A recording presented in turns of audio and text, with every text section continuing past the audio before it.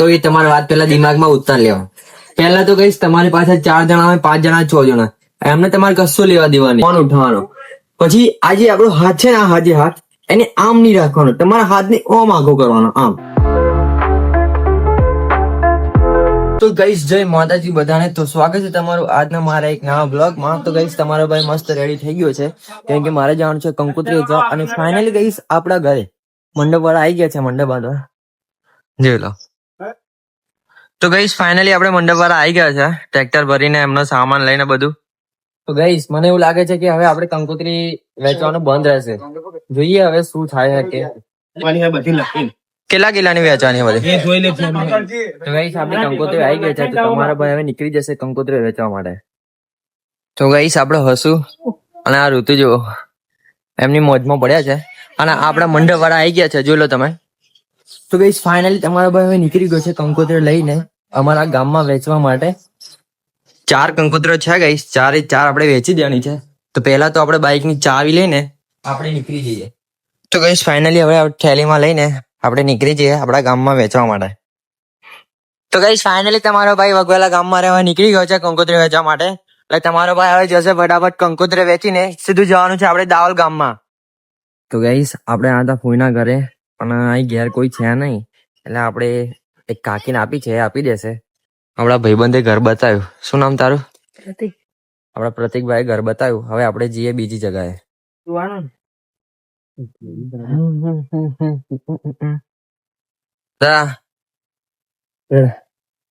તો ગાઈસ અમે આવી ગયા છે દાવલ ગામમાં. આ દાવલની દૂધની ડેરી છે, અને હું ને મારા ભાઈ આવેલા કંકોત્રી વેચવા માટે. તો કંકોત્રીનું આપણું કામ પતી ગયું છે, અને હવે આ છે દોન લેવા માટે. એટલે આપણા બ્લોગમાં છેલ્લે સુધી રહેજો અને તમારા ભાઈને સપોર્ટ કરતા જજો. તો ગાઈસ મેં ને ભાઈ વિચારેલું કે જતા જતા દોણ પી લેતા જઈએ, પણ ત્યાં આગળ બંધ છે. તો ગાઈસ હાજુ કે જય માતાજી, ટાટા બાય બાય, સીઓ કહી દે.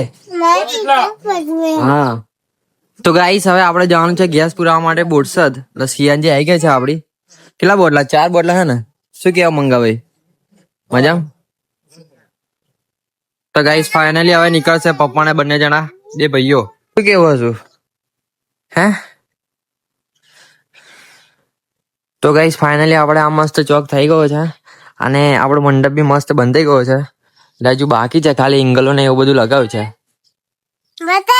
શું બતાવું? બોલ જય માતાજી કહી દે બધાને. જય માતાજી બોલ જા.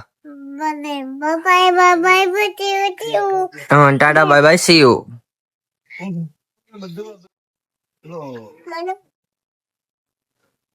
એવું જ કોણ નાખીશ પડીશ. શું કે હોય શું કેવા મંડપ માં એમના વિશે કઈ શું કેવું? બોલ. કશું નહીં કેવું. તો ગાઈસ આડા નોના ભાઈ કશું કેવા માંગે? બોલો. મારા ભાઈને ફૂલ સપોર્ટ કરજો અને લાઈક ફોલો કરીને ફેમસ કરજો. સપોર્ટ કરવાનું ભૂલતા નહીં. બસ ભાઈ આટલો સપોર્ટ મળે ને આવો બધાનો તો બહુ થઈ ગયું યાર. તમારા ભાઈને ખાલી સપોર્ટ કરવાનું ભૂલતા નહીં. તો ગાઈસ અત્યારે જમણવારીનો ટાઈમ થઈ ગયો છે, પણ આપણને ભૂખ લાગતી નહીં, કેમ કે તમારો ભાઈ બ્લોગિંગ કરવામાં જ પડ્યો છે. અને હું તમને પછીથી એક બ્લોગિંગ કરવાનો કોન્ફિડન્સ અને બ્લોગ કેવી રીતે બનાવો એ પણ હું તમને કહીશ. તો આપણા બ્લોગમાં છેલ્લે સુધી રહેજો ગાઈસ. તો ગાઈસ હું તમને કહીશ કે બ્લોગ કેવી રીતે બનાવો. તો પહેલા તો તમારી જોડે ગમે તેવો ફોન હોય તો તમારે ફોન માયની નહીં રાખવાનો. ફોન તમારી જોડે એન્ડ્રોઈડ બી હશે ને તો બી ચાલશે. તો ગાઈસ પહેલા તો મેં તમને કહ્યું તમારી વાત પહેલા દિમાગમાં ઉતાર લેવા. પહેલા તો ગાઈસ તમારી પાસે 4 જણા હોય, 5 જણા, 6 જણા, એમને તમારે કશું લેવા દેવાની. ખાલી તમારું ફોકસ છે ને તમારા ફોનના કેમેરા ઉપર જ રાખવાનું. અને હા, ચાલુ કર્યું આપણે બ્લોગની સ્ટાઇલ. તો ગાઈસ પહેલા તો તમારે જમણો હાથ હોય કે ડાબો હાથ હોય, બેમાંથી તમારે જે ફાવતો હોય. પહેલા તો તમારે નોર્મલી ફોન ગમે તેવો હશે, આઈફોન હશે, એન્ડ્રોઈડ હશે, કેમેરો હશે, ગમે તે હશે તમારે લઈ લેવાનો. તમારે આમ કરીને પેલા ફોન ઉઠાવવાનો. પછી આ જે આપણો હાથ છે ને, આ હાથ એને આમ નહીં રાખવાનો, તમારા હાથને ઓમ આગો કરવાનો, આમ આમ જોઈ લો. હે કેવો આવે માણસ વાળ રાખો. એટલે તમે આમ કરશો ને, અને ફોન નું થોડું ત્રોસું રાખવાનું, આમ જો. એટલે હું અને પાછળના બધા બી આવી જશે. જો ગાઈસ મારો ડાયલોગ છે આ, તો તમારે બી તમારી રીતથી તમારે યુઝ કરી જ લેવાનો. તો મારો ડાયલોગ ચાલુ કરું. તો હેલો ગાઈસ, સ્વાગત है आप सभी का मेरे एक न्यू ब्लॉग में. गाइस ગુજરાતીમાં કહું તમને તો ગુજરાતીમાં છે આપણું. તો જય માતાજી ગાઈસ બધાને. તો સ્વાગત છે તમારું આજના મારા એક નવા વ્લોગમાં. તો ગાઈસ હું તમને શીખવાડતો હતો બ્લોગ કેવી રીતે બનાવો, પણ એમાં પેલો હતો ને ભાઈ, એ ભાઈ ગતો રહ્યો. તે યાર તમારા ભાઈનું મૂડ બગડી ગયું, કેમ કે કોઈ વિડીયો ઉતારનારું છે જ નહીં યાર. મૂડ બગડી ગયું. તે આવતો રહ્યો સોફામાં. એટલે કલાક બ્રેક મારી લઈએ આપણે. નીચે બેહીને તારા તે દિવસ ના ચડ્યો. સાંભળ્યું? યો આ પેલો લાઈટો નતો હલકો કરાવો ચેક કરવા ચડ્યો. હા. અરે આવું નહીં તો સ્ટીલ ની હતી બોન્ડો કોઈને. પણ નાતા અમને જોયું જ નહીં તો આગળ કરીએ ને, પણ લાઈટો બાઈટો બહુ થતી હતી ને તે કે બહુ સેટિંગ કરવા. વિડીયો તો ચડે ને બહાર બહાર લેવો એવું બધું કરવાનું. તો ગાઈસ ફાઇનલી આપણે હવે સ્ટ્રક્ચર બધા ઉભા થઈ ગયા છે. આ થોપલા ને આ બધા સ્ટ્રક્ચર જુઓ, દેખાય તમને આ સ્ટ્રક્ચર? તઈ સામે મંડપ છે, પછી ત્યાં આગળ ગેટ મૂકશે, અને આ છે સ્ટ્રક્ચર આપડા, એટલે પેલા પટ્ટા આવે ને એ સ્ટ્રક્ચર.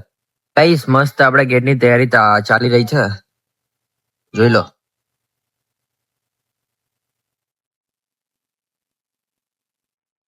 તો ગાઈસ આ છે આપણો ગેટ. ભાઈ લોક જોઈ લો, આપડા ટ્રેક્ટર ભરીને બધું લઈને આવેલા આ લોકો, સ્ટ્રક્ચર અને પેલા એંગલો ને એવું. ફિલહાલ ગાઈસ મને એવું લાગે છે કે કાલે છે ને બધું ઝૂલા ને એવું બધું બોલશે. અત્યારે તો ખાલી બધું તૈયાર કરી દીધું છે, જોઈ લો તમે. ને હજી એક સ્ટ્રક્ચર ઊભું કરશે એટલે આપણો ગેટ રેડી થઈ જશે. અને અત્યારે તો ખાલી બધું ઊભું જ કરશે, કેમ કે ગેટ છે ને અત્યારે તો ખાલી ઊભું જ કરશે, અને પેલું જે છે ને ઝૂલા ને એ બધું કાલે મારશે. ગાઈસ આપણા બડે ભાઈ એટલે કે મારો મોટો ભાઈ, ગાયોનો ગોવાળ.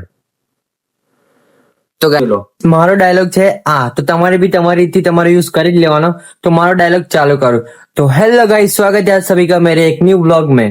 અને ગાઈસ ગુજરાતીમાં કહું તમને તો ગુજરાતીમાં છે આપણું. તો જય માતાજી ગાઈસ બધાને. તો સ્વાગત છે તમારું આજના મારા એક નવા બ્લોગમાં.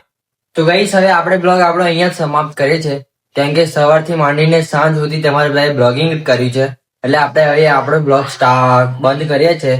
જો તમને મારો બ્લોગ સારો લાગ્યો હોય તો તમારા ભાઈને લાઈક, સબસ્ક્રાઇબ અને સપોર્ટ કરવાનું ભૂલતા જ નહીં. અને આવો જ અમારો દરરોજ એક બ્લોગ જોતા રહેજો. લેડો મળીએ, Tata bye bye, C you.